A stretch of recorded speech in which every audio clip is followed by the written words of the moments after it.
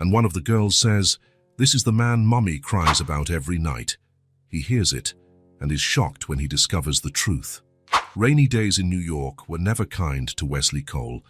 He was standing at the corner of Fifth Avenue, his Italian suit soaked despite the small shelter provided by the building's awning. Rain cascaded down the tempered glass of the commercial tower behind him, as though the sky itself were pouring out weeks' worth of pent-up water. Wesley raised his arm once more, trying to catch the attention of a taxi. But the yellow cabs went by full of passengers or simply ignored the drenched executive. His leather briefcase, purchased in Milan on his last business trip, was starting to darken around the edges from the relentless dampness. "Never carry an umbrella," his father always said, "and you'll never depend on anything but yourself." That advice, like so many others from old James Cole, proved useless when he needed it most. Work had consumed him for the last 72 hours. 3 days locked in a conference room, conducting the acquisition of a smaller but promising company. Wesley ran his own tech firm, which had grown from a tiny shared office into an empire occupying an entire 3 floors of the building behind him. In the past year, the company's stock had tripled in value, making him not just wealthy, but powerful. Yet none of that seemed important right now, drenched to the bone. Water running down his face as though the sky were trying to wash away everything he had built. His thoughts were interrupted by the muted glare of headlights from a taxi that finally stopped. Wesley stepped forward, hand already raised in thanks, when he realized the car was already occupied. The taxi stopped a few yards to his right, and the back door opened. That was when he saw her, Nina. The woman who got out of the taxi carried a colorful bag and held a small purple umbrella. Even in the rain, she still had that graceful way of moving, as if dancing with every step. Her hair, now shorter than he remembered, framed her face in dark waves that the rain quickly plastered to her forehead. Wesley felt his body freeze in place, unable to move, as time seemed to slow down. It had been 5 years since he'd last seen her. 5 years since he decided his career was worth more than their relationship. 5 years since he made the phone call that changed everything. Nina saw him too. Her brown eyes met his for a moment so brief it might have been his imagination. But her entire body stiffened in a way he knew well. She always did that when receiving news she disliked.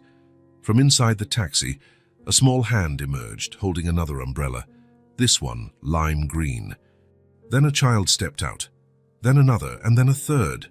3 girls, and so alike they could only be triplets.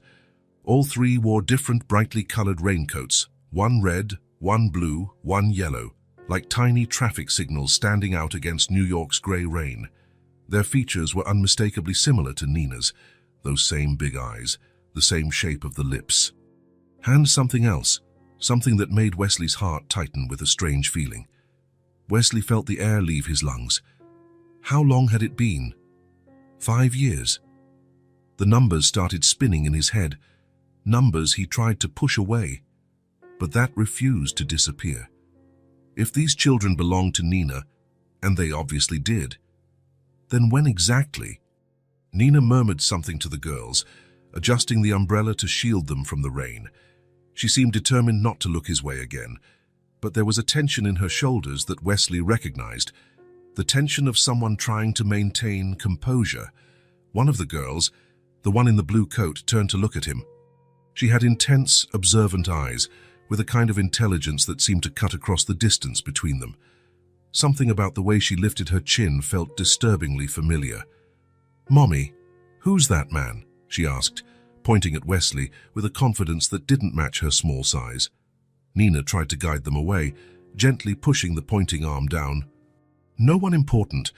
Let's go, we have shopping to do," she said, her voice trying to sound casual, but Wesley could hear it tremble slightly, even from that distance.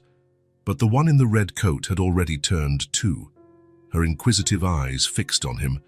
She had a wilder look, hair escaping her little hat, damp strands sticking to her forehead. "I've seen him in a photo," she said, with that brutal honesty only children possess. "It was on your nightstand, wasn't it, Mommy?"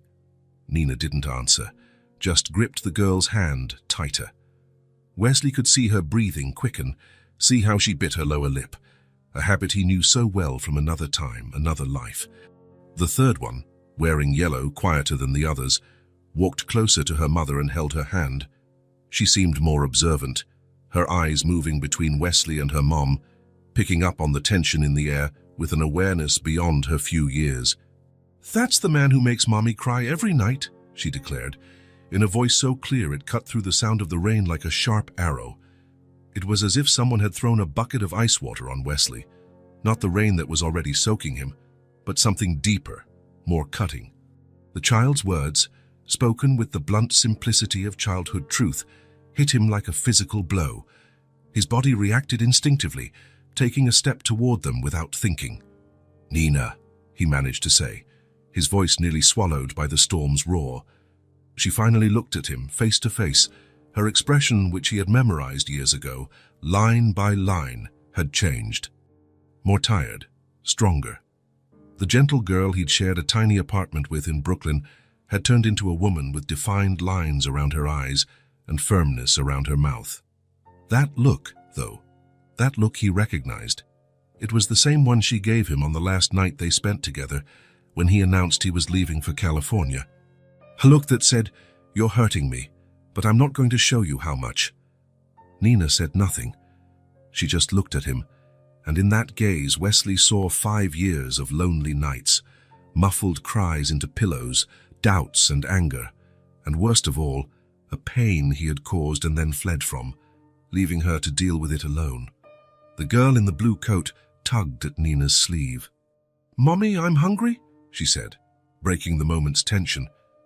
Nina blinked, as though waking from a trance, and turned her attention to her daughters. "Come on, girls," Nina said, her voice controlled, forcing itself to sound normal for the children. "We need to buy ingredients for dinner." Without another word or another look, she turned and began to walk away, the 3 small, colorful figures following her like ducklings after their mother. The girl in the blue coat looked over her shoulder one last time, her eyes fixed on Wesley with a curiosity that made him shiver. There was something in that gaze, something so familiar it hurt. The taxi drove off, splashing rainwater around his expensive Italian shoes, which now seemed absurdly costly and pointless. Drops trickled from the tip of his nose, from the edge of his chin, like involuntary tears his body shed for him. Wesley stood there, motionless under the downpour that now pounded his head with full force. His phone vibrated in his pocket, most likely his assistant asking where he was, when he'd be back at the office, what decisions needed to be made. His unread emails were surely piling up, executives waiting for his approval to move forward with a multi-million-dollar deal. He didn't answer. None of that mattered now. His feet started moving almost of their own accord, not toward the office, not toward another cab, but following the path Nina and the 3 girls had taken. Part of him knew this was madness, that he should go back to work, that he had a meeting in less than an hour with people who'd flown in from another continent just to see him. But it all felt like it belonged to another dimension now, distant and insignificant. The rain showed no sign of stopping, and Wesley walked like a man in a trance. People passed by, some staring at him curiously. After all, it was unusual to see an executive in a pricey suit, wandering around in a downpour without even trying to cover himself. An older lady offered him a spare umbrella, but he barely heard her. His eyes locked on the 4 silhouettes ahead. A few blocks later, he saw the quartet enter a corner grocery store. Wesley stopped, undecided. Going in would force a confrontation none of them were ready for. The children didn't deserve to witness what could become a difficult scene. But standing in the rain, waiting, but for what? What did he hope to achieve? The words of the girl in yellow echoed in his mind. "That's the man who makes Mommy cry every night." Nina had cried for him, not just back then, but for years. And the children knew. What else did they know? What had Nina told them about him? A few doors down from the grocery store, there was a cafe with a small covered outdoor area. Wesley headed there, sitting on a worn wooden bench that creaked under his weight. From where he sat, he could see the store's entrance, although partially hidden by a stand of bright flowers that defied the grey day. A waitress approached, looking concerned at the soggy state of her customer. "Hey, you all right?" she asked, then added, "Need any help?" Her voice carried a hint of classic New York impatience, but also a bit of genuine concern. "Coffee. Black. Wesley answered, without taking his eyes off the grocery store entrance. "Are you sure you don't want a towel too?" she asked, raising an eyebrow at his miserable appearance. "Just the coffee, thanks," he muttered, pulling out some damp bills from his wallet. The waitress shrugged and left. Wesley remained still, water dripping from his hair, forming a small puddle at his feet. Sitting there, soaked and stunned, Wesley felt the past return like a film he couldn't stop watching. The pivotal moments that had led him here played in his mind with painful clarity. 5 years earlier, he and Nina shared a small apartment in Williamsburg. She was studying design, working part-time at a gallery. He had just launched his startup, spending sleepless nights coding, hoping to impress investors. They were young, in love, full of dreams. On good days, when he closed a small deal, he brought her flowers. On bad days, she rubbed his tense shoulders while he stared at the computer screen for hours. The day everything changed, the substantial investment offer, but with one condition: moving to the West Coast. 4 months, tops, they said. It was the break he needed, the moment he had worked toward during all those sleepless nights. The fight. Nina crying, begging him not to go or to take her with him. "I can't afford distractions now, Nina. It's my only chance." "Don't you understand?" "I understand perfectly, Wes. You're choosing. It's not a choice, it's a necessity. I'll be back before you even notice." Their last night together. The heavy silence while he packed. The way she stood in the doorway, arms crossed, watching him leave. His slight hesitation at the door. The last kiss, tasting of tears. But 4 months turned into 6, then a year. Success came quickly and overwhelmingly. Investors, contracts, expansion. Wesley threw himself into work with an intensity that left no room for anything else. "I'll be back soon," turned into, "Maybe you can visit me." Then into long silences on the phone. Nina's calls grew less frequent. Her messages got shorter. Their video calls became awkward, as if they were talking through an increasingly thick pane of glass. Until one day, Wesley realized he hadn't spoken to her in almost a month. That was when he made the decision. He convinced himself it was best for both of them. Nina deserved someone present, someone who could give her a normal life. Not a workaholic so obsessed that he barely remembered to eat. Not someone who kept postponing his return. Not someone who had begun to wonder if there was still room for her in his new life. The final call. Nina's voice, hopeful at first. "Wes, are you coming back? I have news." "Nina, we need to talk." The silence that followed his explanation was the most painful sound he'd ever heard. "You're breaking up with me over the phone. After a year. It's better this way. You deserve more than I can offer." "Don't decide what I deserve. This isn't selflessness, Wes. It's cowardice." The sound of her breathing. A deep sigh. "There's something you should know. Let's not drag this out. It'll be easier for both of us." "Wes, wait." He hung up, blocked her number, changed his email, convinced himself it was a necessary sacrifice, a clean break that would allow them both to move on. Threw himself even more into his work, new achievements, new milestones. He managed to accumulate the kind of wealth most people only dream about, became the kind of man who never stood in the rain waiting for a taxi. He never let himself think about what she'd wanted to tell him, until today, until now. 3 little girls, far too young to have been born before he left, yet old enough that they couldn't have been conceived afterward. The waitress brought his coffee, setting it on the table with a look of pity. "Rough day, huh?" she remarked. Wesley nodded, not really hearing her. His eyes stayed locked on the grocery store entrance, as if he feared Nina might slip away from his life again if he so much as blinked. How much time passed? 20 minutes? An hour? The world seemed to slow down, like the rain fell in slow motion. Wesley didn't drink his coffee. He didn't answer the messages that kept making his phone buzz. He stayed there, unmoving, while his mind calculated and recalculated. Wesley stared at his computer screen. 3 days had passed since the encounter in the rain. 3 days of obsession, of compulsive searching for answers.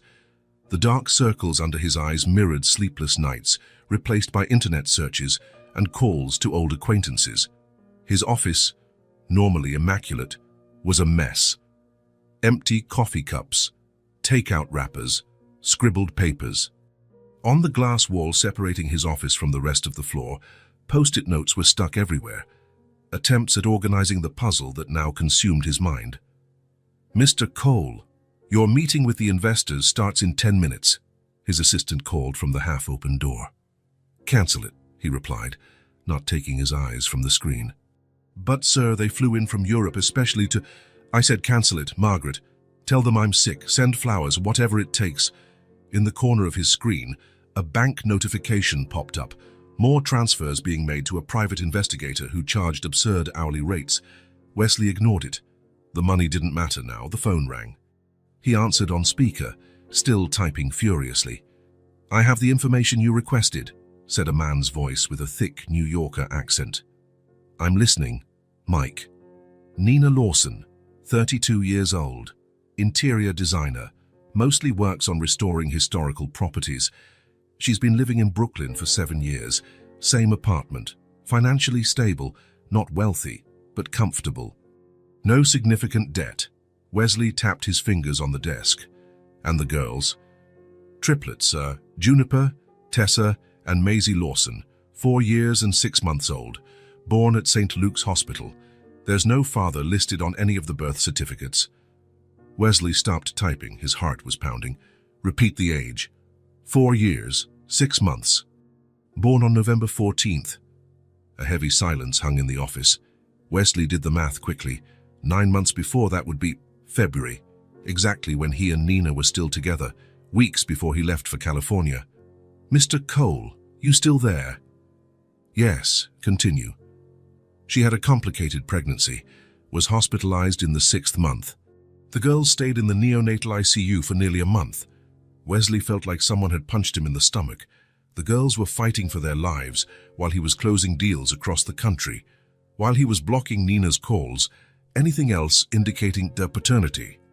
Nothing official, no test, no child support case, no document naming you. Wesley rubbed his face, feeling his unshaven stubble prick his palms.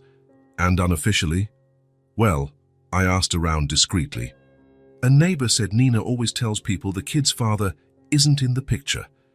Their preschool teacher said that when the kids were asked about their dad during a Father's Day project, one of them said, 'He left before we were born.' Maternal grandma lives nearby and helps a lot. Apparently, she's, let's just say, not a fan of yours." Wesley let out a bitter laugh. "I can imagine. Do you want me to try getting samples for DNA testing?" Wesley hesitated. Something about rummaging through garbage or stealing hairbrushes felt deeply wrong, rather than simply asking Nina directly. "No, that's enough for now. Whatever you say, I'll send you the full report by email in an hour." He hung up and stared into space, lost in thought. His mind was a tornado of unanswered questions. On the corner of his desk was a photo in a silver frame. His parents, stiff and formal, taken 2 months before the accident that killed them. Wesley was 17 at the time. He remembered the funeral, the hands on his shoulders, the empty words of consolation. He remembered being alone in a house far too big. His father never knew he existed until his mother was 5 months pregnant. A brief relationship, an unplanned pregnancy. She only sought him out because she needed financial help. They never married, but his father provided financial support. There were Sunday visits, occasional vacations, a fatherhood scheduled into an executive's calendar. Was that what Wesley had done? Repeated his own father's pattern without even knowing it? No, it was worse. At least his father knew he existed. Wesley opened a drawer and took out an old folder. Inside were a few photos of him and Nina. In one, both were laughing as they painted the walls of their new apartment. In another, Nina slept with her head on his shoulder during a train ride. Memories of a life that felt like it belonged to someone else. He went back to his computer and typed "probability identical triplets" into the search bar. The results said it was rare, 1 in 200 million births. A statistical anomaly, a biological miracle. He clicked images and saw pictures of sets of triplets, studying the faces, trying to see resemblances to the girls he'd seen in the rain. "Mr. Cole," his assistant appeared again. "The investors are furious. Mr. Takahashi is demanding to speak with you personally." Wesley didn't respond. Instead, he picked up his phone and showed her a photo he had taken discreetly the previous day. Nina and the three girls leaving a building. "Who do they look like to you, Margaret?" His assistant, unsettled by the question, examined the photo. "The girls. Well, they look a lot like their mother, obviously, but..." She narrowed her eyes. "They have something of you, too. In the shape of their faces, and this one has your exact smile." Wesley nodded slowly. It wasn't just his imagination. Then, the piercing look of one, the determined chin of another, the way the third tilted her head when observing something, tiny reflections of himself. There was no concrete proof, no scientific confirmation, only circumstances, coincidences, physical similarities. But his heart already knew. The official report arrived, packed with data, dates, photos, and medical history his money had illicitly purchased. Wesley stared at the documents, that heap of information that still left the main question unanswered. Was this his legacy? A private report full of doubts, investigating children who might be his, who had grown up without him even knowing they existed. Wesley closed the laptop decisively. The doubt ended now. It was time to do what he should have done 5 years ago. Talk to Nina, because even without an official test, he already knew.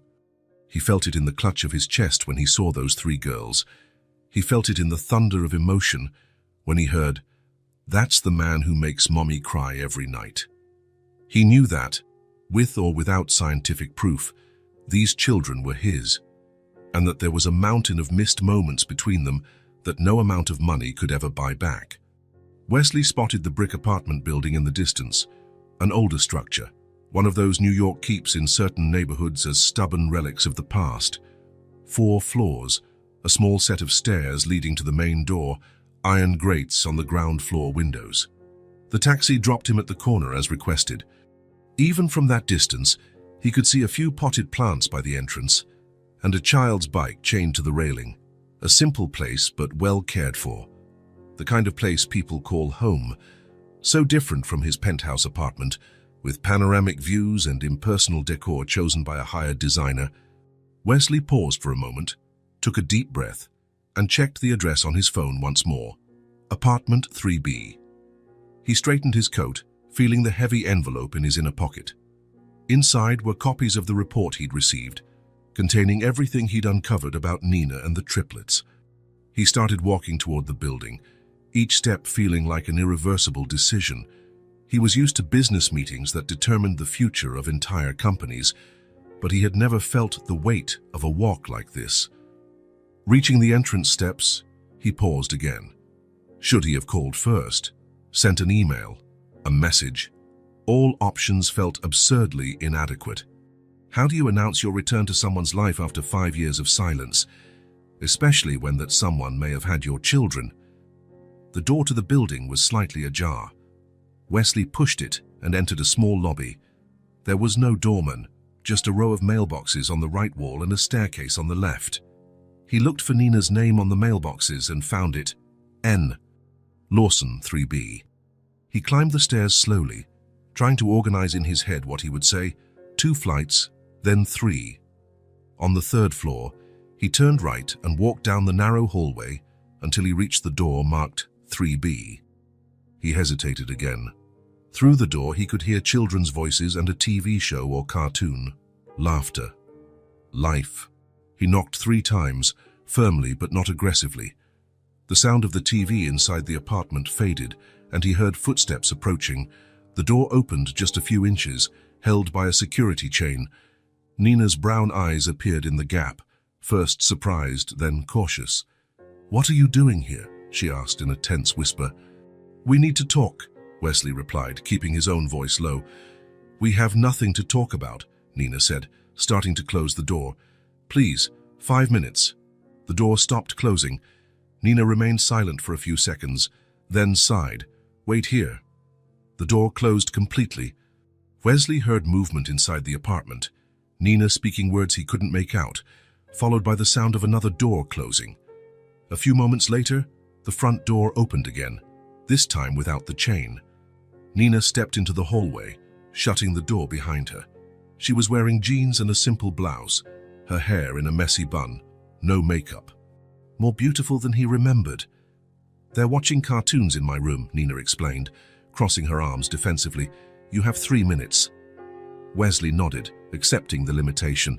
"How are they?" he asked, genuinely interested. Nina raised an eyebrow. "Is that it? You show up after 5 years to ask how they are?" "No, How do you think they are, Wesley? They're happy, healthy children in spite of you, not because of you." Her words hit him like stones, precise, painful, true. "I didn't know," he finally said. "I didn't know about them." Nina let out a bitter laugh. "Of course you didn't. You hung up when I tried to tell you, blocked my number, changed your email, vanished completely." "I know. And there's no justification for that." "No, there isn't." A heavy silence fell between them. On the other side of the door, a child's laughter could be heard. "They're my daughters?" Wesley finally asked, although he already knew the answer in his heart. Nina's face flickered slightly, as if the question itself were insulting. "Yes," she replied simply. Wesley closed his eyes for a moment, absorbing the impact of that single word. As much as he had suspected, hearing the confirmation made his world spin. "Why didn't you ever try to find me after? It wouldn't have been hard." "Pride. At first," Nina replied without hesitation. "Then for protection. They didn't need someone who might disappear again." Wesley nodded. It made sense. "I want to meet them, Nina." "No, they're my daughters too." "Now it's convenient. So you want in?" she asked, her tone icy. "Now that they're small and cute and haven't cost you a single sleepless night, you want to show up and play daddy?" Wesley took a step back, hit by the harshness of her words, but he couldn't deny there was truth in them. "It's not like..." "It is exactly like that. You weren't there when I had premature contractions. You weren't there when they stayed in the NICU for weeks. You weren't there for the sleepless nights, the birthdays, the colds, the shots, none of it. So no, Wesley, you don't get to barge into their lives now and then run off again once you realize that being a father is a lot harder than writing a check." A door opened inside the apartment, and a child's voice called, "Mommy?" The cartoon ended. Nina inhaled deeply, instantly pulling herself together. "I'll be right there, sweetie," she replied in a voice suddenly sweet and calm. Then, turning back to Wesley, she whispered, "Go away. If you really care about them, don't confuse their little heads right now. I need to be part of their life, Nina. You had that chance 5 years ago." The apartment door opened, and one of the triplets appeared, wearing star-patterned pajamas. It was the girl with the blue coat from the rainy day. She looked at Wesley curiously. "It's the man from the rain," she said, neither afraid nor hesitant. Nina quickly placed herself between them, smiling at her daughter. "Tessa, go back inside, please. I'll be there in a moment." "Is he coming in?" the girl asked, still looking at Wesley with those intensely observant eyes. "No, sweetheart. He's leaving now." Tessa glanced at Wesley one more time, as if assessing him, then shrugged and returned inside. Nina waited until she heard the child's footsteps fade, then turned back to Wesley. "Don't show up unannounced again, and don't try to use your money or influence to force a relationship. If you really want to help, deposit child support into the account you never opened for them and move on with your life." With that, she went back into the apartment and shut the door, leaving Wesley alone in the hallway, staring at the dark wood where his daughter's face had been moments earlier. He stood there for several minutes, motionless, processing everything that had happened. Then, slowly, he walked down the stairs and out of the building. The late afternoon sun was low in the sky, casting long shadows across the sidewalk. Wesley looked at his car parked across the street. His driver gave a discreet wave. He motioned for him to wait and started walking aimlessly. Nina's words echoed in his mind. He couldn't deny their truth. He hadn't been there. He didn't know what it was like to hold a baby who wouldn't stop crying at 3 in the morning. He didn't know the feeling of panic when a fever wouldn't go down. He'd never had to choose between paying rent or buying new clothes for kids who grew too fast. As he walked without direction, he realized he was circling the block, unconsciously returning near Nina's building. Turning the corner, he spotted a small park on the other side of the street. A modest space with a few benches, small trees, and a playground. He sat on one of the benches, taking in the quiet of the place. It was the kind of neighborhood park he rarely visited, more accustomed to the wide, touristy areas of Manhattan. He was about to stand up when he heard children's voices. He looked across the park and saw Nina leaving the building, accompanied by the three girls. Instinctively, Wesley moved behind a tree, watching from a distance. Nina was carrying a large bag, and the girls had small, colorful backpacks. They crossed the street, heading for the playground, all talking at once, pure energy in motion. From his makeshift hiding spot, Wesley watched them. Though identical at first glance, he now noticed differences among them. Not just in clothing, one wore a purple skirt, another blue shorts, and the third a yellow dress, but also in how they moved, spoke, and interacted with the world. The one in the purple skirt ran straight for the slide, climbing it with agility and confidence. At the top, she spread her arms as if she were about to fly, shouting with excitement before sliding down. The moment she landed, she was already racing back to climb again. The one in blue shorts went straight to the sandbox, but before playing, she neatly arranged her little beach toys, a bucket here, a shovel there, molds arranged by size. Her focused expression was almost comically serious for someone so small.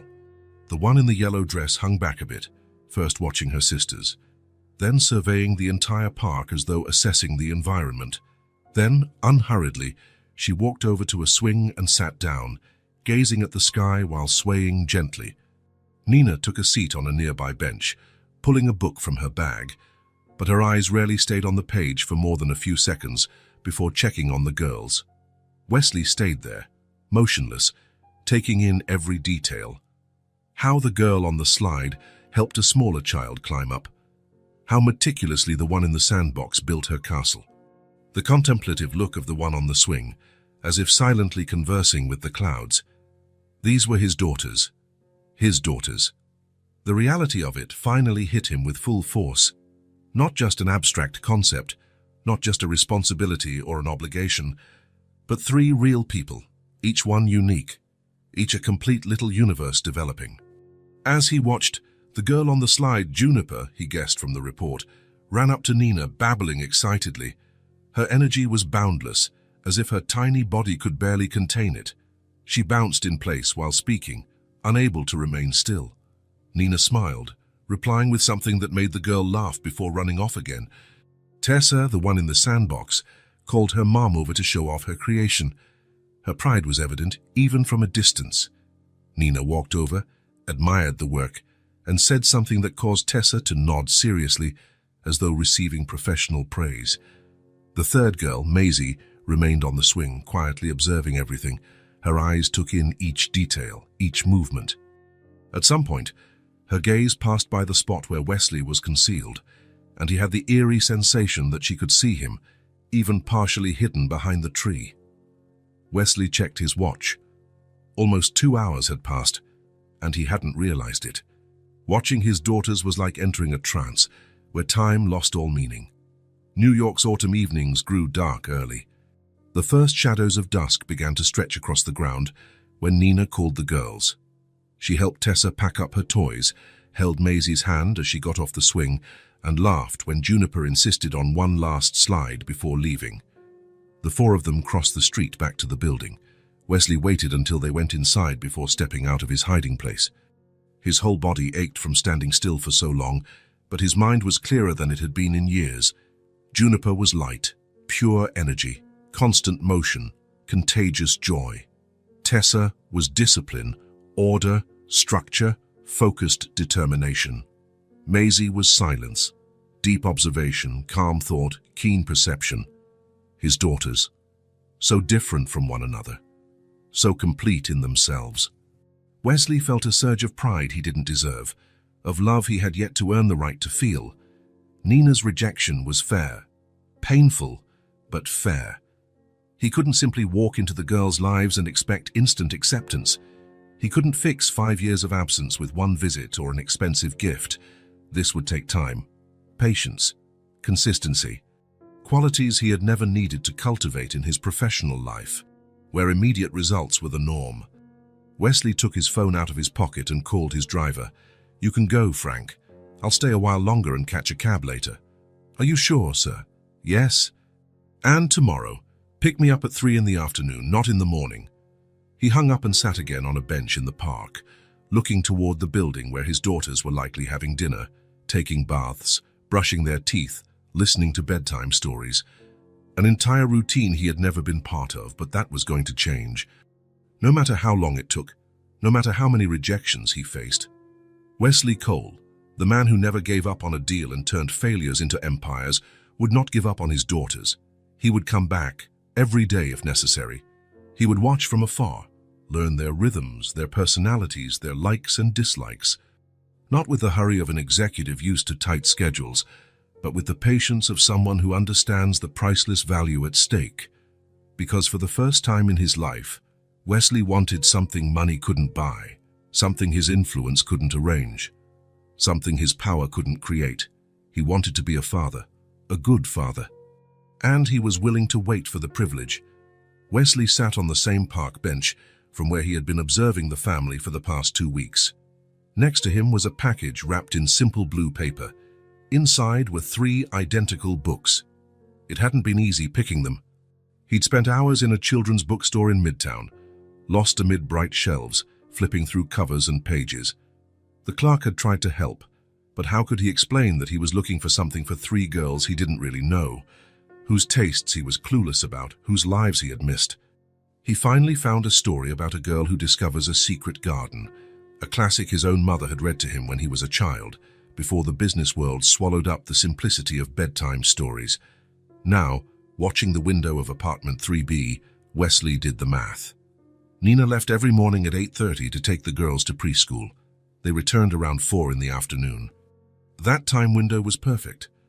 At 9 o'clock, when he saw the small group cross the street, Wesley waited until they vanished around the corner.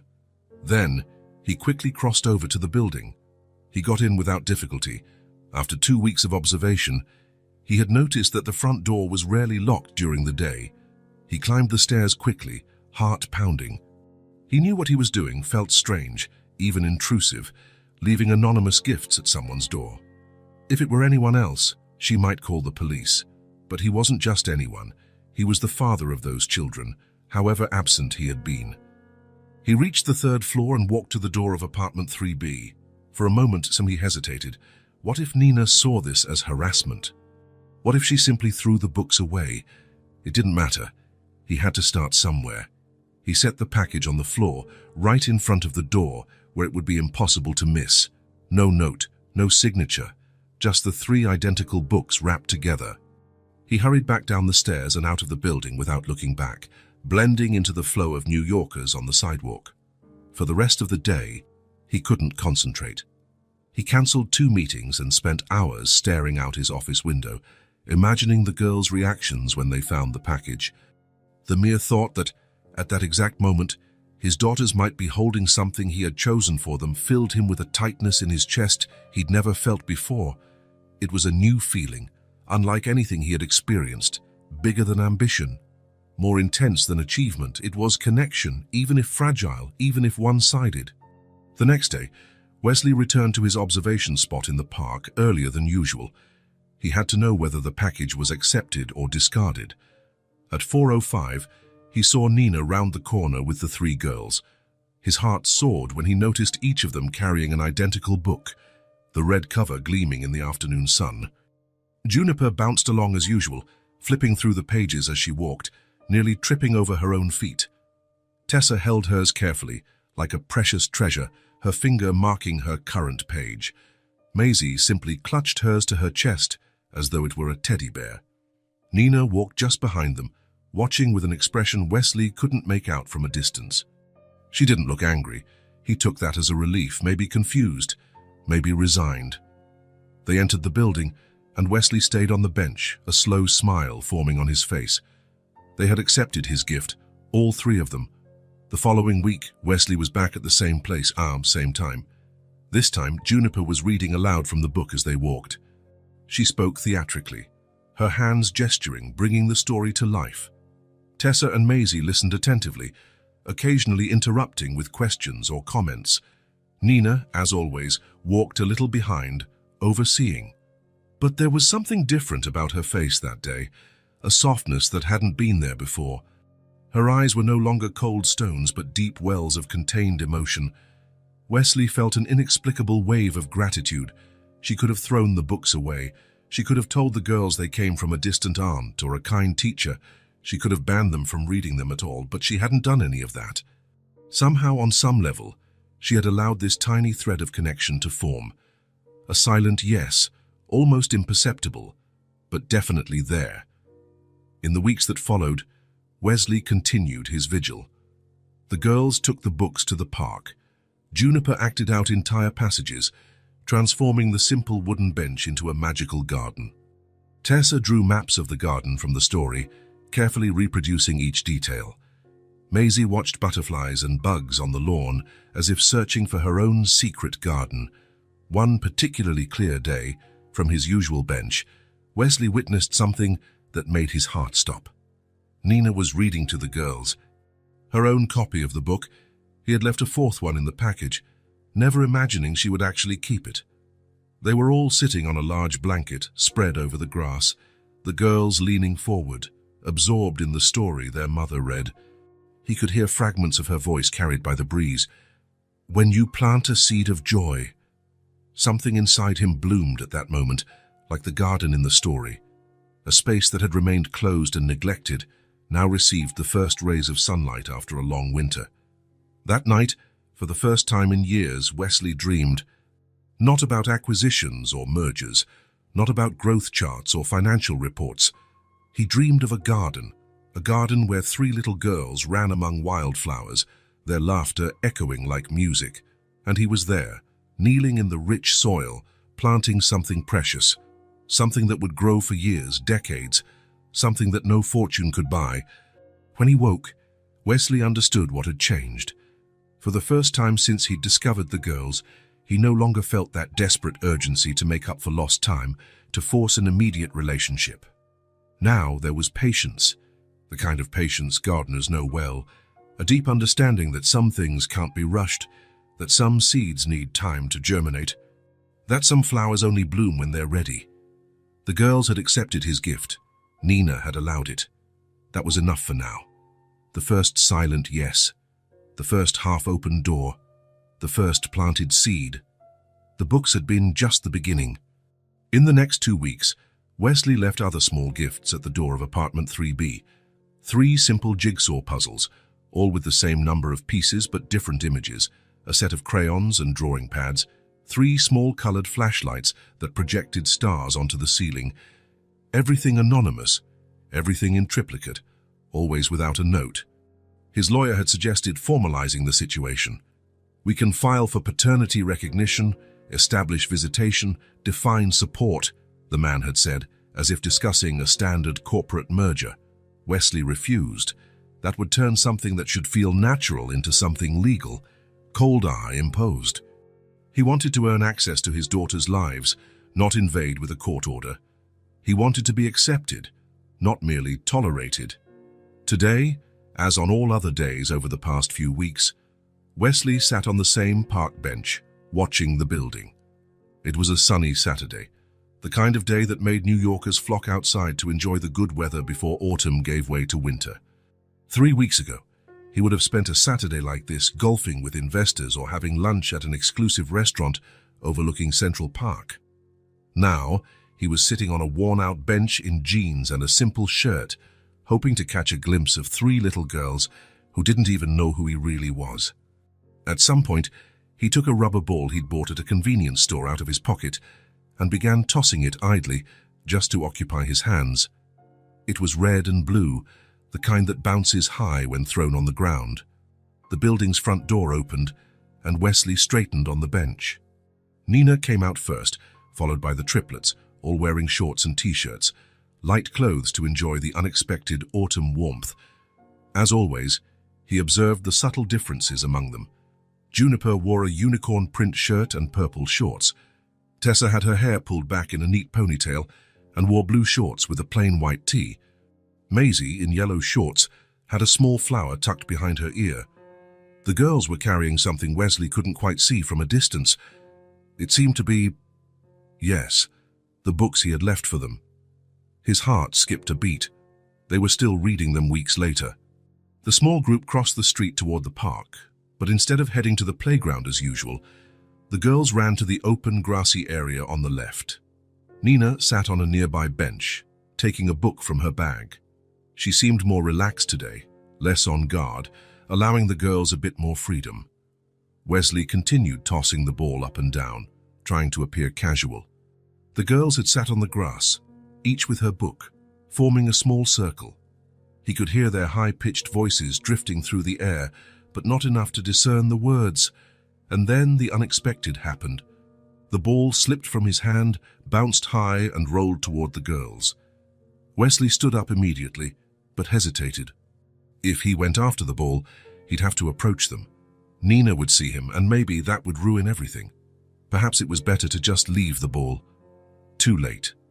Juniper had already noticed the red and blue ball rolling toward her. She jumped up and grabbed it, then looked around for the owner. Her eyes locked with Wesley's, and he saw the exact moment of recognition on her face. It was the man from the rain, the man who watched from afar. For a moment, Wesley hoped she would simply throw the ball back and return to her books. Instead, to his surprise, Juniper started walking toward him, holding the ball, an inquisitive smile lighting up her face. "Is this yours?" she asked when she was close enough. Wesley nodded, unable to speak at first.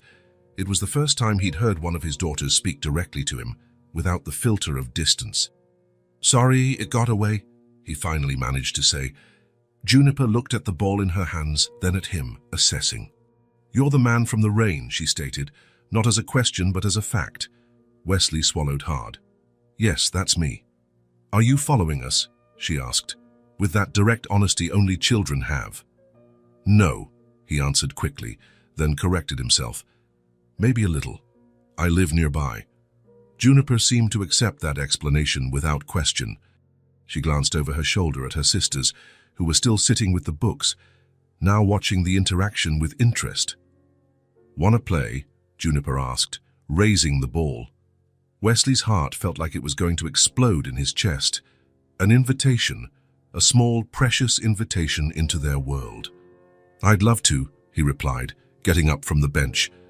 Juniper flashed a wide grin and ran back to her sisters. Wesley followed, acutely aware that Nina was surely observing, but not daring to look in her direction. The other two girls stood up when Juniper approached. Wesley stopped a few steps away, worried about scaring them.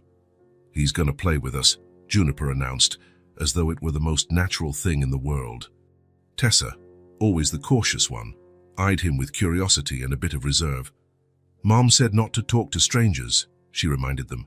"But he's not a stranger," Juniper insisted. "He's the man from the rain, and he lives close by." Wesley felt a wave of panic. At any moment, Nina could step in and stop this. At any moment, he could lose this fragile chance. "So your sister is right," he said, crouching to their level. "You shouldn't talk to strangers. My name is Wesley. What are your names?"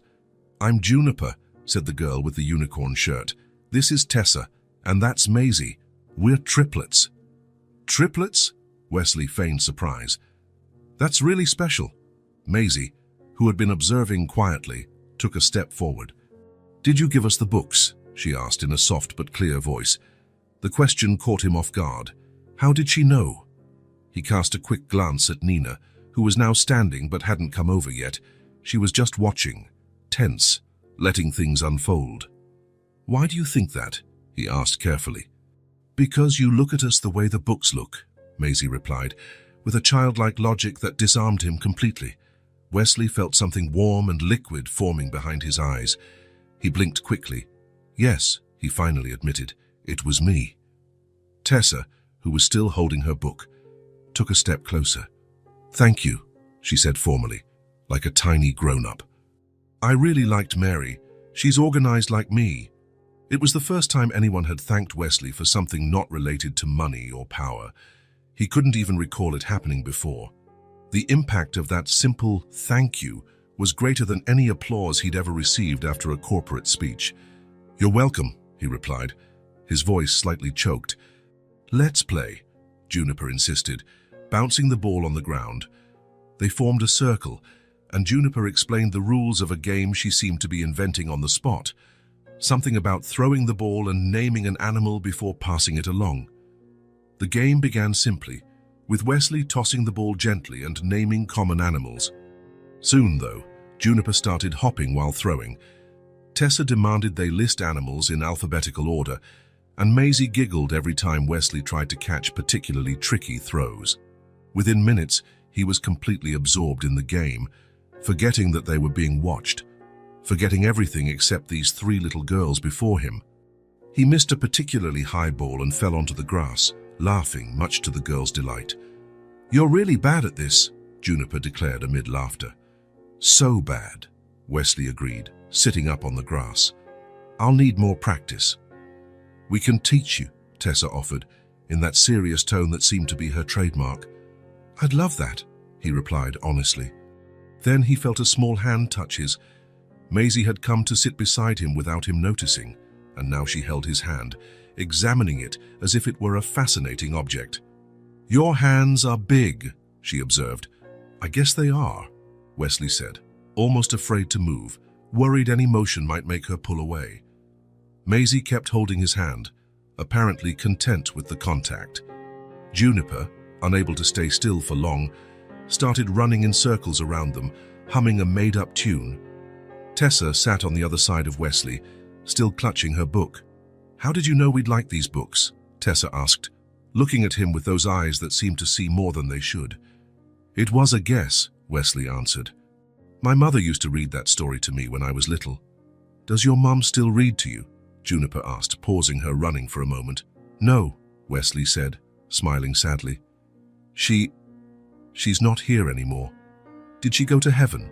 Maisie asked, still holding his hand. "Yes," he confirmed. "A long time ago." "That's sad," Juniper declared, sitting in front of him and completing the circle again. "Do you have a dad?" "No," Wesley replied. "Not anymore either. But it's okay. It's been a long time." The three girls looked at him with identical expressions of sympathy, and Wesley felt a wave of love so intense that it might burst his chest. These three kids, who barely knew him, were offering more genuine compassion for the orphan he'd once been than any adult in his life ever had. "We don't have a dad either," Juniper said. "Juniper," Tessa scolded her. "Mum said not to talk about that with people." "But he doesn't have parents either," Juniper argued. "It's kind of the same." Wesley found himself frozen, heart pounding. What should he say? How should he respond? "Everyone has a father," he finally said carefully, "even if he doesn't live with you." The girls seemed to ponder this. "Do you know our mom?" Tessa asked after a moment of thought. "Yes," Wesley admitted. Knowing honesty was better. "We used to be friends." "Are you friends now?" Maisie asked, gazing at him with those eyes that seemed to penetrate far deeper than he wanted. Wesley looked toward Nina, who was now slowly approaching the group, her face a mix of emotions he couldn't fully decipher. "We were," he answered truthfully. "I'm trying to be again." The three girls appeared satisfied with that answer. Juniper jumped up again, unable to remain seated for long. "Let's play more," she exclaimed, grabbing the ball. Nina arrived just then. Wesley braced for a confrontation, for her to pull him away. To his surprise, she just stood there, observing. "Mom!" Juniper cried excitedly. "This is Wesley. He played ball with us, and he gave us the books." Nina looked at Wesley for a long moment. "I know who he is," she finally said in a neutral voice. "He said you guys used to be friends," Tessa commented, glancing between the adults curiously. "We were," Nina confirmed after a brief hesitation. "And now?" Maisie asked, always perceptive. Nina glanced at her daughter, then at Wesley, who was still holding Maisie's hand. "Now we're figuring it out," she replied. Wesley felt something loosen in his chest. It wasn't forgiveness, it wasn't full acceptance, but it was space, it was possibility. "Girls, it's almost snack time," Nina said. "Can Wesley have a snack with us?" Juniper asked immediately. "Not today," Nina replied gently but firmly. "We have to go to Grandma's house, remember? The girls gathered their books and belongings, looking disappointed. "Maybe another day," Nina added, surprising both Wesley and the girls. "Promise?" Juniper asked, looking at her mother with pleading eyes. "We'll see," Nina answered diplomatically. Tessa approached Wesley, who was now standing. "Thanks again for the books," she said. "Will you come back tomorrow?" "If your mom doesn't mind," Wesley replied, looking at Nina. Nina held his gaze for a moment, then gave a barely perceptible nod. 3 o'clock, she said, "at the playground. Not more than an hour." Wesley felt a surge of gratitude so strong it nearly made him dizzy. "Thank you," he said sincerely. Maisie, who still hadn't let go of his hand, gave it a small squeeze before finally releasing it. It felt like sealing a deal, a silent promise. "Bye it, Wesley," Juniper shouted, already running toward the park exit. "See you tomorrow," Tessa said, following her sister at a calmer pace. Maisie just smiled, a small smile more apparent in her eyes than on her lips, before trailing after her sisters. Nina gave Wesley one last look, somewhere between caution and reluctant acceptance, before heading after the girls. Wesley stood there for a long time, watching them go. His entire body seemed to pulse with a new energy. For years, his life had been defined by what he acquired, what he accumulated, what he built from a distance. Today, for the first time, he experienced what it meant to truly take part, not control, not direct, not influence, but simply be present, vulnerable, authentic. A simple game of catch on the grass, a small hand wrapped around his, a genuine thank you for something that truly mattered. He was no longer the distant man, the watcher, the stranger in the rain. For the first time since he'd bumped into Nina on that rainy afternoon, Wesley Cole was simply a man taking part in the lives of 3 little girls. A man who threw a ball, who laughed, who missed catches, who tumbled, who hugged. A man trying to learn how to be a father. And tomorrow, at 3 o'clock, he would get another chance to keep learning. 3 weeks had passed since that first ball game in the park. 3 weeks of almost daily meetups, always at the same time, always at the same place. 3 weeks in which Wesley had become a constant presence in the triplets' afternoons. A routine fell into place more naturally than he could have predicted. At 3 o'clock, Wesley would arrive at the park. By 3:10, Nina showed up with the girls. By 4:15, he'd say goodbye, promising to come back the next day. Nina rarely joined in their play, staying a few yards away, reading a book or working on her tablet, watching, always watching. He learned the name of every doll, each favorite story, each small fear. He learned that Juniper hated carrots, that Tessa arranged her colored pencils by size and hue, that Maisie whispered to butterflies when she thought no one was looking. Nina's initial reserve began to soften, not in big gestures, but in small concessions. A coffee offered on a cold day, a casual comment about Tessa's progress in reading, a reluctant smile when he tripped trying to show the girls how to do a somersault. It was almost peaceful, almost normal. As if they were building a gentler version of reality, where the painful past was just a faded blur. But Wesley knew it was only temporary peace, built on shaky foundations. A house of cards that a strong gust could topple, because the truth hung between them, unspoken but ever present. He had left once, he could leave again. That Friday afternoon, Wesley arrived at the park a few minutes early, as usual. He brought 3 little bundles of recycled paper he had prepared following an online tutorial. He wanted to show the girls how to plant sunflower seeds in the paper and then transfer them directly into soil. To his surprise, Nina was already there, sitting on a bench alone, without the girls. His stomach tightened immediately. Something had changed. "Where are they?" he asked as he approached, trying to keep his voice casual, masking the sudden fear that she had decided to end their meetings. "They're with my mother," she said, indicating the bench beside her. "We need to talk." Wesley sat down, placing the seed paper package next to him. His entire body felt tense, bracing for whatever was coming. This was it, the end of the unspoken truce, reality catching up with the fragile bubble of normalcy they'd created. "I'm listening," he said, meeting her gaze directly. Nina took a deep breath as though preparing to plunge into deep waters. "This isn't easy for me," she began, watching a group of pigeons pecking a few yards away. "Seeing you with them, seeing how much they like you." Wesley nodded, waiting for the blow. "They talk about you all the time now," Nina went on. "Wesley said this. Wesley showed us that. You've become this big hero in their eyes." He felt equal parts pride and fear at her words. "Is that bad?" he asked, uncertain. Nina finally looked at him, her eyes full of complex emotions. "It could be," she said honestly. "They like you, Wesley, and if you leave again, it will destroy something that took years for me to rebuild." He felt the weight of those words slam into him like stones. It wasn't about him, he realized. It was about them. About the damage his absence could cause. "I'm not leaving," he said, with a conviction that rose from deep within. "How can I believe that?" Nina asked, and there was a vulnerability in her voice he rarely heard. "Last time, you said you'd be back in 4 months. Then you just disappeared." Wesley looked at his own hands, hands that had signed multi-million-dollar contracts, shaken the hands of powerful CEOs, but had never cradled his daughters as babies. "I was a different person," he said at last. "Young, ambitious, selfish. I thought success was all that mattered, that money would make up for everything I left behind." He paused, searching for the right words. "I found out I was wrong the hard way." Nina studied his face for a long moment, as if seeking something specific in his expression. "And now," she asked, "what's different now?" "Everything," Wesley replied simply. "I'm here to stay, Nina. I'm not the man who walked away for a chance at success anymore. I'm not the man who put work above all else." He took a deep breath.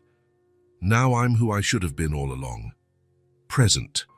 Nina continued to watch him, her eyes never leaving his. "Present," she repeated, testing the word. "It's easy to be present for a few weeks, Wesley.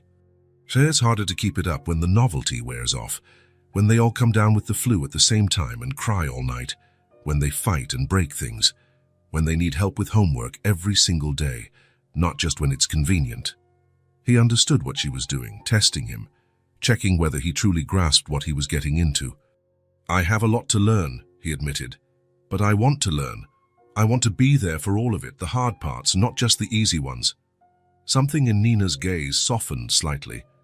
"You don't have to give up your entire life for them," she said, surprising him. "I know you have a company to run, responsibilities. I don't expect you to become a full-time dad overnight. But I want to," Wesley said, with a conviction he didn't know he had until that moment. "I've built an empire that can operate without me hovering every second. I have competent executives, managers, assistants. I'll work from home when necessary. I'll delegate more. I'll do whatever it takes." Nina looked at the sky for a moment, then back at him. "They're your daughters," she finally said, her voice calm but firm. "Not just biologically. They're parts of you that grew up without you. And now, they want you in their lives." Wesley felt the weight of that truth he already suspected, but which was now openly acknowledged between them. Not as an accusation or burden, but as a reality that had to be recognized before they could move forward. "I know," he said, his voice a little shaky, "and knowing that obligates me. It obligates me to be better." A silence settled over them, but it was different from the tense silences of before, more contemplative, almost companionable. "They ask about you," Nina said after a moment, "about who you are to them. It's time to tell them the truth, Wesley." He felt a chill run down his spine. The truth. Hearing them call him Dad. It was what he wanted most, but it also terrified him. What if he wasn't good enough? What if he let them down again? "Will they accept me?" he asked, exposing his vulnerability in a way he never would under any other circumstances. "They already do," Nina replied with a small smile. "They just don't know exactly what they're accepting yet." Wesley nodded, taking in the meaning of her words. "When?" he asked. "This weekend," Nina replied. "Sunday. I'm making lunch at my place. You come over and we tell them together, like responsible adults, like parents." The word hovered between them, heavy with significance. Wesley felt a wave of gratitude so intense that he could barely speak. "Thank you," he finally whispered, "for giving me this chance. I know I don't deserve it." "It's not for you," Nina answered honestly. "It's for them. It always was for them. Everything I've done for the last 5 years was for them." "I know," Wesley said, "and I'm forever grateful." Nina checked her watch. "I need to pick them up at my mom's," she said, standing. "Sunday at noon. Don't be late." "Never again," Wesley promised, aware she'd understand the broader meaning of those words. Nina started to leave, then paused and turned around. "Just so you know, my mother still doesn't like you." Wesley laughed, a surprising sound in that moment. "I don't blame her. I wouldn't like me either, if I were in her place." "She'll need time," Nina warned. "I have all the time in the world now," he replied. Nina nodded and walked away through the park. Wesley remained sitting, watching her go, feeling a strange mix of fear and hope. On Sunday at 11:45, Wesley stood before the door of apartment 3B, holding a small pot with a sunflower plant. He'd thought about bringing fancy gifts, expensive toys, but in the end he chose simplicity, a sunflower for them to plant together. He knocked, taking a deep breath to calm his nerves. It was surprising how this moment made him more anxious than any business meeting ever had. Nina opened the door, wearing a simple dress and her hair down. "Punctual," she noted with a slight smile. "Come in." The apartment was exactly as he'd imagined, warm, organized but lived in. Walls covered with the kids' drawings, shelves full of books, plants on the windowsills, a real home, not a glossy magazine spread. The triplets were in the living room, sitting on the floor around the coffee table, drawing. Their heads snapped up in unison when he walked in. "Wesley!" Juniper exclaimed, jumping to her feet. "You came for lunch," he smiled, his heart pounding. "I did," he confirmed, "and I brought something we can plant together." "A sunflower," Tessa noted, coming closer to inspect the plant. "It'll grow really tall." "Taller than you?" Maisie asked, joining her sisters. "Much taller," Wesley assured her, handing Nina the pot. "Sometimes taller than a grown-up." The girls seemed fascinated by the idea. Nina placed the pot on the kitchen windowsill and began bringing dishes to the table. "Can I help?" Wesley offered. "You can set the table with the girls," she replied. "They know where everything goes." The next few minutes were spent in a sort of domestic dance completely new to Wesley. The girls showed him where the silverware, glasses and napkins were. Juniper insisted he fold the napkins in a special way. Tessa double-checked that each place setting was correctly aligned. Maisie placed a small flower next to each plate. When everything was ready, they sat down to a surprisingly normal lunch. Nina served a vegetarian lasagna, which the girls devoured with enthusiasm. Conversation flowed naturally, with Juniper dominating as usual, telling stories about school, asking questions, laughing loudly. After dessert, a simple pudding the girls had helped make, Nina exchanged a meaningful look with Wesley. It was time. "Girls," Nina began, her voice calm yet serious. "Remember you asked who Wesley is?" The three nodded, eyes curious and darting between the adults. "And I said we were friends," Nina continued. "That's true, but it's not the whole truth." Wesley felt his heart pounding like a drum in his chest.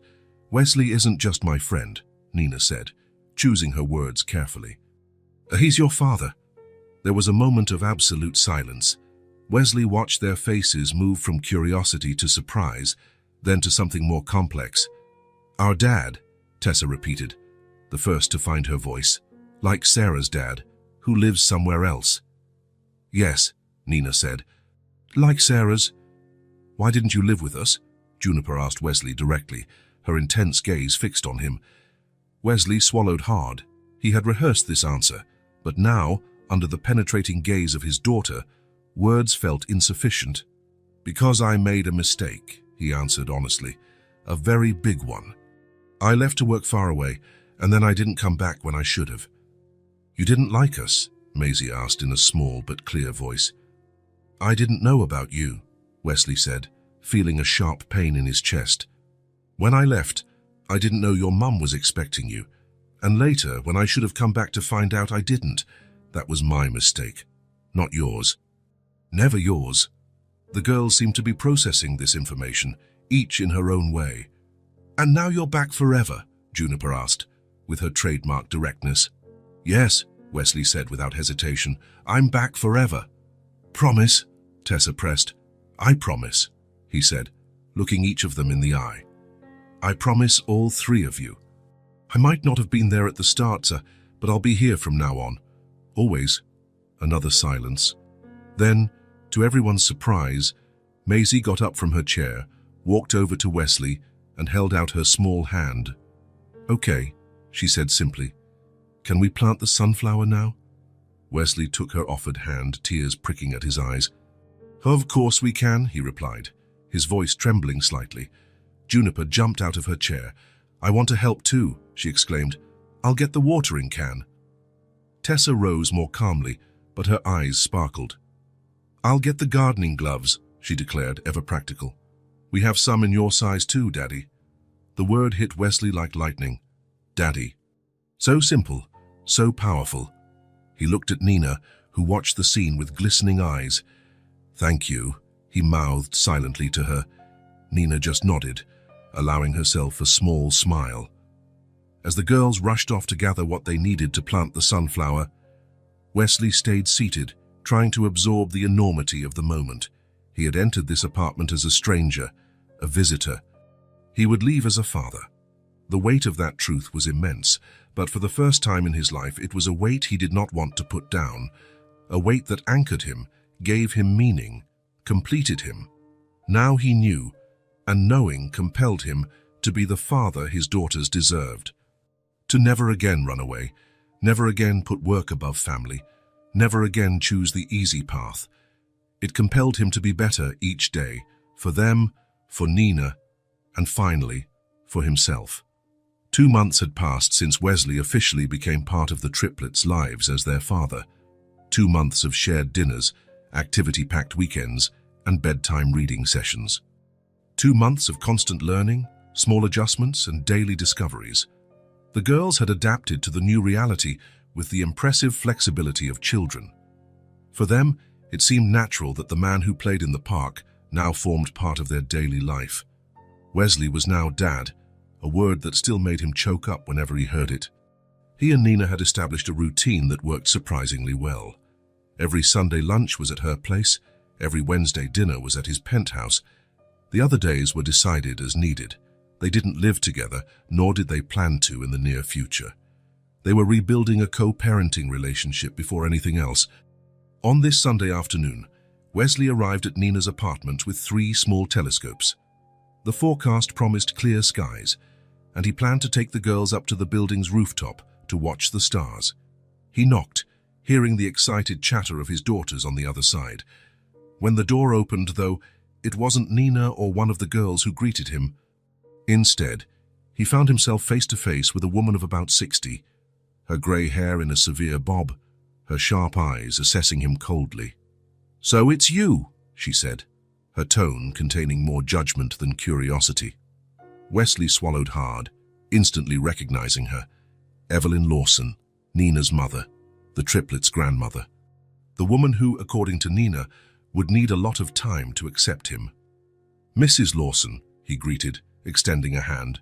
"It's a pleasure to finally meet you." Evelyn eyed his outstretched hand as though it might be contagious, but after a moment's hesitation, she gave it a brief shake.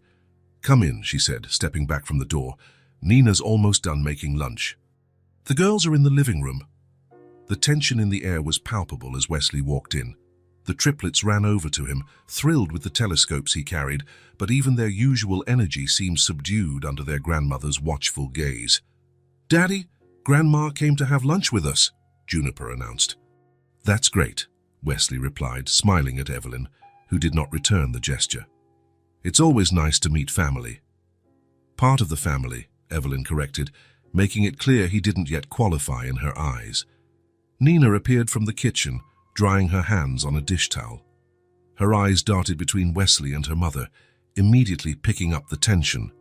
"So you two have met," she said. "Mum, why don't you take the girls to wash their hands? Lunch is nearly ready." Evelyn nodded and guided her granddaughters to the bathroom, not without casting another critical look at Wesley. "I'm sorry," Nina whispered once they were alone. She showed up unexpectedly. I didn't have time to warn you. It's okay, Wesley replied, though they both knew it wasn't entirely true. She has every right to be protective. Lunch was a delicate balance between the children's natural joy and Evelyn's silent hostility. The triplets, unaware of adult tensions, chatted non-stop about school, the telescopes, anything that crossed their minds. Wesley responded enthusiastically, fully aware of Evelyn's eyes on him at all times. After dessert, Nina suggested the girls show Evelyn the new books Wesley had bought. Actually, Evelyn said, placing her napkin on the table, I'd like to speak with Wesley, alone. Nina looked at her mother apprehensively. Mom, it's all right, Nina, Wesley reassured her. I don't mind. Nina hesitated, then nodded. Girls, come help me get the table ready for coffee. Once they were alone, Evelyn and Wesley stared at each other for a long moment. He waited, knowing she had something specific to say. You have a lovely family here, Evelyn finally said, her tone contradicting the gentleness of her words. Her family you abandoned when they needed you most. Wesley didn't attempt to defend himself, it was the truth. I know, he answered simply. Do you really know? She pressed, leaning slightly forward. Do you know what it's like to hold your daughter's hand while she gives birth to 3 premature babies? To watch her cry every night because she's terrified and alone? To see little children grow up without a father because he was too busy building his empire? Each word was a knife, precisely aimed. Wesley felt every single one, but he kept his eyes on hers. No, he admitted honestly. I don't, and I never will, because that time is gone. Evelyn seemed slightly taken aback by his response. Perhaps she expected defensiveness, excuses, apologies. You disappeared when she needed you most, Evelyn went on, her voice lower but no less intense. When she cried the most tears, had the most doubts, felt the most fear. You're absolutely right, Wesley agreed. And there's nothing I can do to change the past. All I can do is be here now and in the future. Evelyn studied him as though searching for deceit in his words. People don't change, Mr. Cole, she finally said. Not really. Deep down, we remain who we've always been. I disagree, Wesley replied, keeping his tone respectful but firm. People can change when something shakes them to the core. For me, it was seeing my daughters for the first time, realizing I'd missed 5 years I could never get back, understanding what really matters. Before Evelyn could respond, Nina returned to the room with the girls. She looked from her mother to Wesley, sensing the tension. Everything okay? She asked, her tone making it clear she was ready to intervene if needed. Evelyn turned to her daughter. We were just laying some cards on the table, she replied. Nina glanced at Wesley, who gave her a subtle nod, indicating it was under control. Mom, Nina said, her voice surprisingly firm, I know you want to protect me, to protect the girls, but this time, I decide if he stays, and I'm letting him. Evelyn stared at her daughter for a long moment, then shifted her gaze to Wesley. I sincerely hope you prove me wrong, she said, though her tone suggested she wasn't confident in that outcome. I hope so too, Mrs. Lawson, Wesley replied calmly. The triplets, sensing something important was happening, gathered close to their parents. Juniper, always the bravest, stepped forward. Grandma, don't be mad at Daddy, she pleaded, her small voice resolute. He makes really good pancakes. The simplicity of the child's logic broke through part of the tension. The corner of Evelyn's mouth almost twitched into a smile. Pancakes, huh? She asked, looking down at her granddaughter. Yes, with fruit inside, Tessa confirmed, chiming in.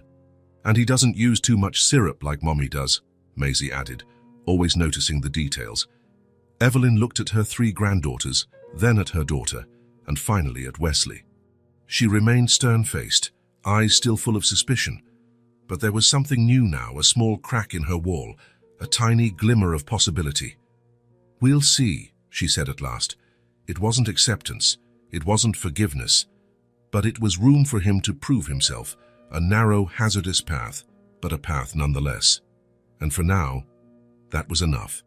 Wesley had transformed the office in his penthouse into a space for the girls. pastel-toned furniture, shelves filled with books and toys, a large magnetic board on the wall for them to draw on, the perfect spot for weekends when they stayed with him. On this sunny Saturday, the triplets were playing on the penthouse's spacious terrace.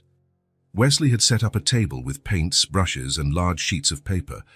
He watched, fascinated by how each girl approached the task so differently. Juniper painted with fast, sweeping motions, vibrant colors spreading across the paper, sometimes spilling onto the table. Her hair had purple streaks where her fingers had absently touched it. She hummed as she worked, occasionally pausing to show off a detail or ask for feedback. "Look, Daddy, I made a rainbow unicorn," she exclaimed, holding up the sheet for him to see. "That's the most colorful unicorn I've ever seen," Wesley said, smiling at the vivid splash of colors that vaguely resembled an animal. "I love how you used all those colors together." Juniper beamed and went back to painting with renewed enthusiasm. Next to her, Tessa worked with intense concentration, the tip of her tongue peeking out of the corner of her mouth. Her paper was divided into precise sections, each containing a different element. A sun in one corner, perfectly spaced clouds, a house with symmetrical windows. "It's looking very organized, Tessa," Wesley commented as he moved closer.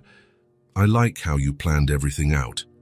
Tessa nodded without looking up, focused on adjusting the house's roof to make it just right. On the opposite end of the table, Maisie worked quietly. Her paper showed only a few lines, seemingly random at first glance, but upon closer inspection, it revealed an abstract sketch of a face. It was surprisingly sophisticated for a child so young.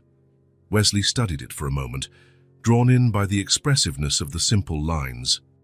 "Maisie, this is incredible," he said, genuinely impressed. "You have real talent. You've captured so much emotion in just a few lines." Maisie's eyes lit up at the praise, a small smile appearing on her lips as she continued adding a few more strokes to the drawing. "Whose face is that?" Wesley asked, curious. Maisie looked at him with those eyes that seemed to see far more than they should. "It's you," she replied simply. Wesley felt his heart clench. Now he saw what should have been obvious, the strong jawline, the shape of the eyes, even the tiny scar near his eyebrow. "It's perfect," he said, his voice unsteady. "Can I hang it in my office when you're done?" Maisie nodded, appearing pleased, and returned to her work. Wesley stepped back slightly, observing the three of them. So different, so unique, despite their similar features. That was when he noticed Tessa had stopped painting and was looking at him with an expression he'd never seen on her before. Her eyes were narrowed, her lips pressed into a thin line. "Tessa, are you okay?" he asked, moving closer. She threw her paintbrush onto the table, smearing the carefully constructed painting. "You always praise Maisie," she burst out, her voice trembling with emotion. "Such talent, so amazing. And you only play with Juniper. So fun, so funny." Wesley felt like he'd been punched in the gut. He saw tears forming in his daughter's eyes, tears she was desperately trying to hold back. "And me," Tessa continued, words rushing out. "I'm just organized. That's all. I'm never special." The other two stopped what they were doing, looking on with expressions of surprise. Juniper seemed confused, Maisie worried. Wesley felt a twist in his chest, physical pain at the obvious hurt on Tessa's face. He knelt beside her, scrambling for the right words. This was uncharted territory. None of his parenting books had prepared him for this. "Can I give you a hug?" he asked gently. Tessa hesitated, then nodded ever so slightly. Wesley wrapped his arms around her, feeling her small body gradually relax against him. When he pulled back, he saw that she was still fighting tears. "I'm so sorry, Tessa," he said, pouring sincerity into his words. "I really am. You're right." The surprise on her face was clear. She had expected denial, not agreement. "I've been paying more attention to the bright, noisy things," he went on. "Juniper's bursts of color, Maisie's unexpected ideas. And I forgot to give the same value to what's steady, reliable, and deep." Wesley picked up her painting, studying it with fresh appreciation. "Your organization isn't just organization. It's your amazing mind at work, planning, creating order out of chaos. It's how you think, how you see the world.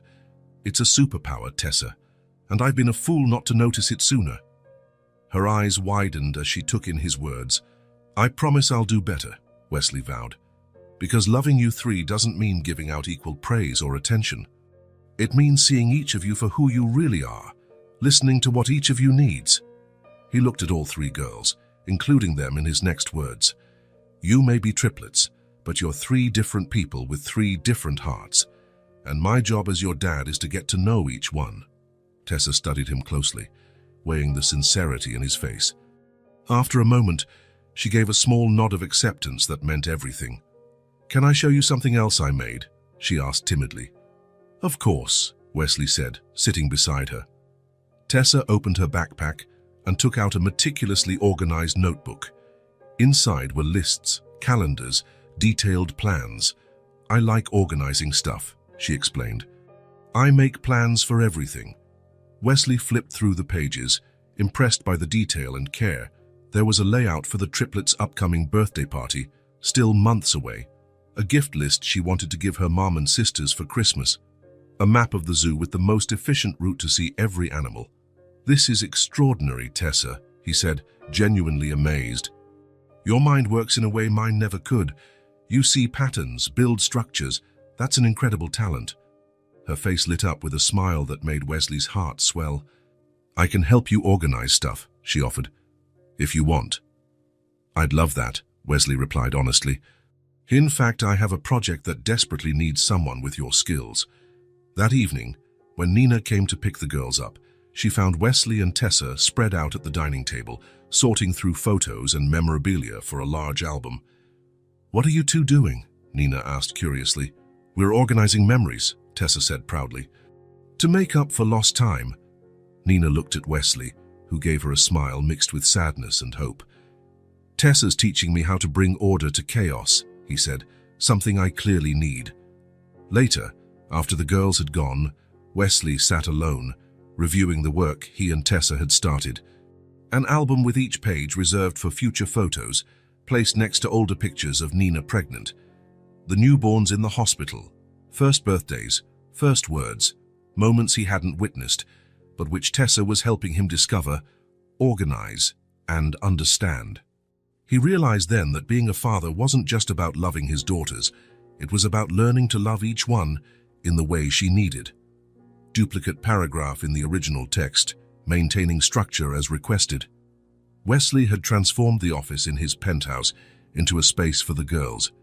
Pastel-toned furniture, shelves filled with books and toys, a large magnetic board on the wall for them to draw on, the perfect spot for the weekends when they stayed with him. This sunny Saturday, the triplets played on the penthouse's spacious terrace. Wesley had set up a table with paint, brushes, and large sheets of paper. He watched, enchanted by how differently each one approached the task. Juniper painted with quick, sweeping movements, vibrant colors covering her sheet, often spilling onto the table. Her hair bore purple streaks where her paint-covered fingers had brushed against it. She hummed while working, stopping now and then to show off a detail or ask for an opinion.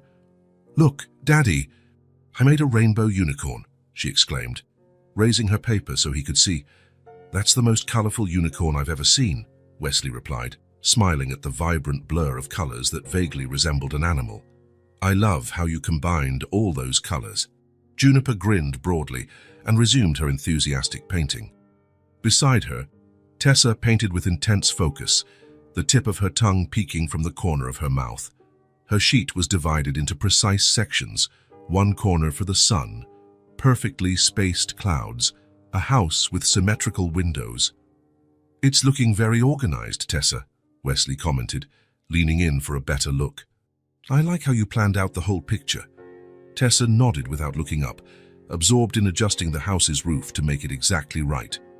At the opposite end of the table, Maisie worked quietly.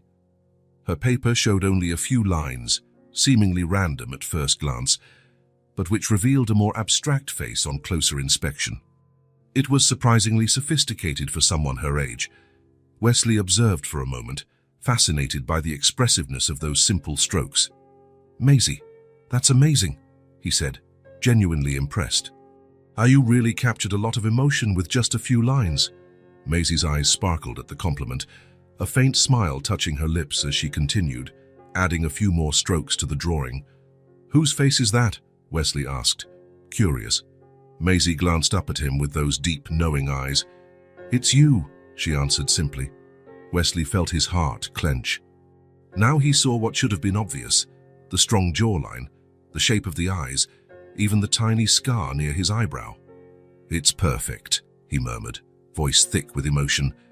"Can I hang it in my office when you're finished?" Maisie nodded, satisfied, and returned to her art. Wesley stepped back slightly, taking in all three of them, so different, yet so uniquely themselves. Then he noticed Tessa had stopped painting and was staring at him with an expression he'd never seen on her face before. Her eyes were narrowed, her lips tight. "Tessa, is something wrong?"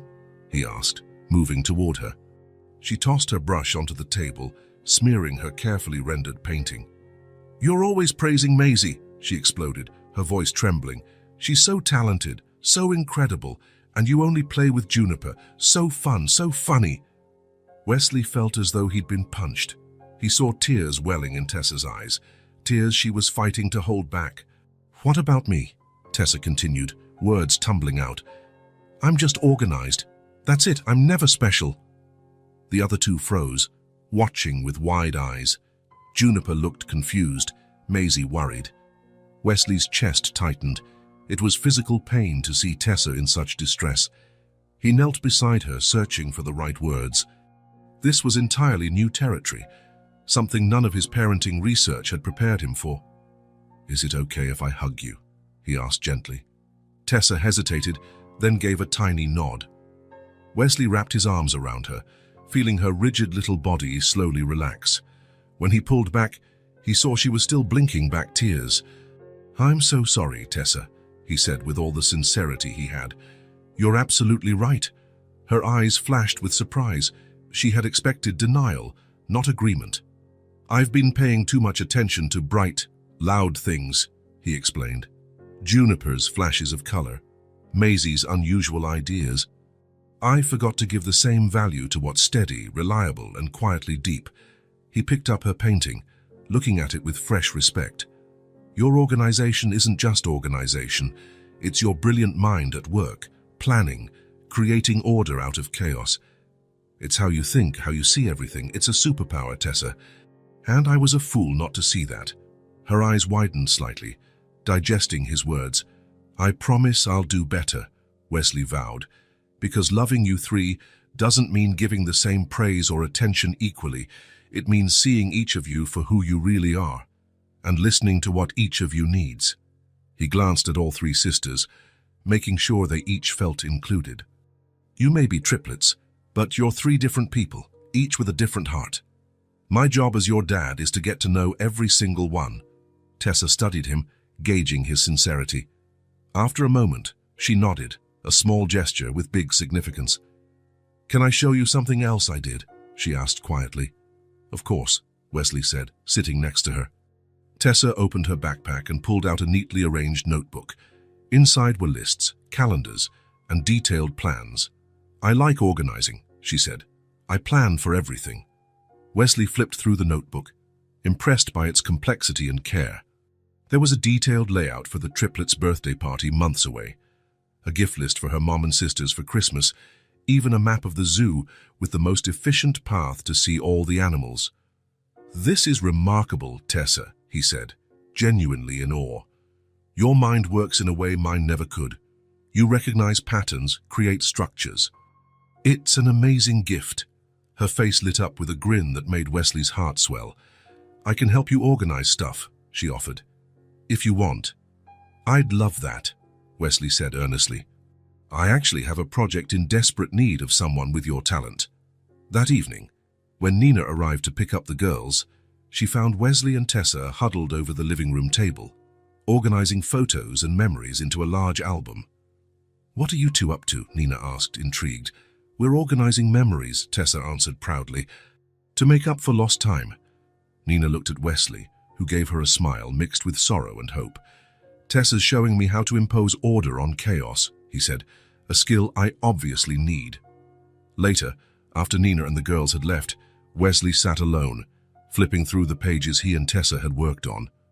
An album that saved space for future photos, right alongside pictures of Nina pregnant, the triplets as newborns, their first birthdays, their first words, moments he had missed, which Tessa was now helping him discover, organize, and understand. He realized then that being a father wasn't just loving his daughters, it was learning to love them in the ways each one needed. The scent of cinnamon and melted butter filled Nina's kitchen. It was a special Sunday, marking nearly 6 months since Wesley re-entered their lives. 6 months of adjustments, lessons, small victories, and a few inevitable stumbles. "More flour!" Juniper cried, pointing to the batter Wesley was trying to stir. "Hair's too runny." The kitchen looked like a culinary battlefield. Wesley had flour in his hair, Juniper looked like she had a makeshift Santa Claus beard, Tessa was measuring ingredients with the precision of a young scientist, and Maisie watched everything carefully, in charge of the vanilla extract. "Are you sure?" Wesley asked, examining the suspiciously liquid mixture. "The recipe says it should be kind of thin." "Not that thin," Tessa countered. "That's practically soup." Wesley laughed, adding more flour to the mix. Sunday pancakes had become a tradition on mornings the girls spent at his place. This time, however, he had stayed over at Nina's apartment, sleeping on the living room sofa. The doorbell interrupted his thoughts. "I'll get it," Juniper yelled, running for the door. Nina, who was setting the table in the living room, intercepted her. "I'll go, honey. You keep helping Daddy." Moments later, the unmistakable voice of Evelyn echoed through the house. "I brought those muffins you like." Wesley felt a slight tension creep in. Evelyn's visits were still weekly tests of sorts. The open hostility had lessened, but complete acceptance was still a distant shore. The triplets ran out to hug their grandmother, generously decorating her immaculate clothes with flour. To Evelyn's credit, she didn't seem to mind. "Grandma, we're making pancakes," Juniper announced, pulling her by the hand. "Come see." In the kitchen, Wesley waited, trying not to look too uncomfortable. "Good morning, Mrs. Lawson," he greeted politely. "Evelyn," she corrected, surprising him. "If we're going to see each other every week, you can call me Evelyn." It was a small concession, but a meaningful one. Wesley only nodded, not trusting his voice to respond fully. "These pancakes look interesting," she remarked, eyeing the soupy batter. "We're still perfecting the technique," Wesley said, as he flipped one pancake that promptly morphed into a shapeless blob in the pan. "Both the technique and the recipe," Tessa added with comedic seriousness. Evelyn stepped closer, analyzing the situation with a practiced eye. "It's too runny," she observed, "and the burner's way too high. Pancakes need medium-low heat." She extended a hand, a gesture of someone used to taking charge. "May I?" In the minutes that followed, Evelyn took command with the efficiency of a drill sergeant. She added more flour, a bit of baking powder Wesley had completely forgotten, turned down the heat, and soon was producing perfect golden circles. "Now you try," she said, handing him the spatula. Wesley's next attempt wasn't perfect, but it was undeniably a pancake. "Better," she conceded with a slight nod. After breakfast, the girls announced they had a surprise. They dragged chairs and pillows into the living room, creating a makeshift stage. "You can sit down," Juniper declared. "The show's about to start." Tessa, always the organizer, stepped forward when everyone was seated. "Our presentation is called Our Family," she announced solemnly. "It's a school project about who lives in our hearts." Wesley felt his chest tighten. Next to him, Nina straightened, equally intrigued. Juniper jumped in front, holding up a colorful drawing. "I'll start. This is Mommy." The paper showed Nina with a big smile and dark hair. "She takes care of us, makes yummy food, and lets us sleep in her bed when there's thunder." Tessa went next with a meticulously colored picture. "This is Grandma Evelyn. She bakes muffins, tells stories about when Mommy was little, and always brings presents when she visits." Wesley saw Evelyn's face soften, her eyes gleaming with contained emotion. Maisie then stepped forward, holding her drawing with both hands. "This is Daddy," she said softly but clearly. "He came back to us. He makes weird pancakes, tells silly jokes, and takes us to see the stars." Wesley swallowed hard, looking at the drawing showing a tall figure with a huge smile. He felt Nina's hand brush his briefly, an instant of mutual understanding. Finally, all three held up a large sheet they had obviously worked on together. It showed a house with 4 hearts inside, 3 small, 1 larger, and 4 figures holding hands. "And this is our family," they announced in unison. A moment of emotional silence followed. Nina was the first to recover, standing up to applaud. Wesley and Evelyn joined in. "We have presents," Juniper exclaimed, running off to the bedroom. They gave Wesley a special drawing, 4 hearts inside a little house. On the back, and each girl had printed her name in unsteady handwriting. "You can take it to work," Tessa explained, "so you remember us when you're gone." Wesley hugged the 3 of them, at a loss for words. The morning went by in a series of small moments.